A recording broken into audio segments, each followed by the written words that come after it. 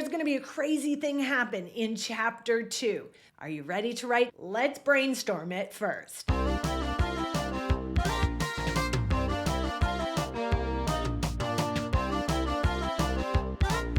I'm Kim Purcell. I'm an author and I help kids just like you write and publish books. You can do it. Why do we need a big thing to happen early on in the story? Well, a story happens for a reason. It's not just a regular day in the life of Jack. It's an extraordinary day in the life of Jack. You set up an interesting day in their regular life and then boom. The big thing happens, and that gives them a new desire that they chase for the rest of the book, facing obstacles and problems along the way, growing and learning until they are ready to accomplish their big goal, whatever it might be. So let's talk about that big boom incident, that before and after moment. In technical terms, it's called an inciting incident. You'll see it in every movie, in TV shows, and also in books. The inciting incident is a shock for your character. Aliens arrive. A car accident happens. Their whole family is kidnapped by the evil monster Baguda. The portal opens into a magical land of candy. The character dives off a cliff into another world filled with dragons. The character's hot dog comes alive. Our taco boy moves to a new town. The girl on TikTok, she's just doing her thing, trying to ignore her crazy family, and then boom, she goes viral. The before and after moment in Harry Potter, what do you think? Yep,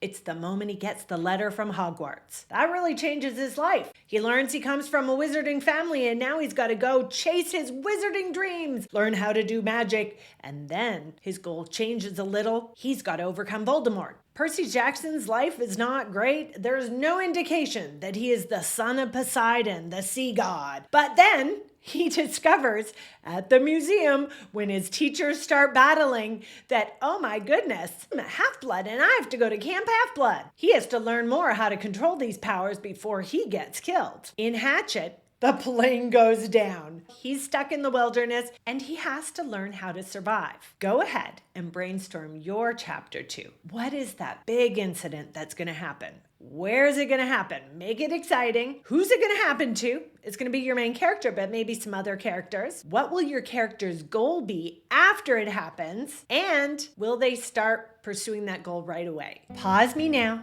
and answer these questions in your notebook so that you're ready to write.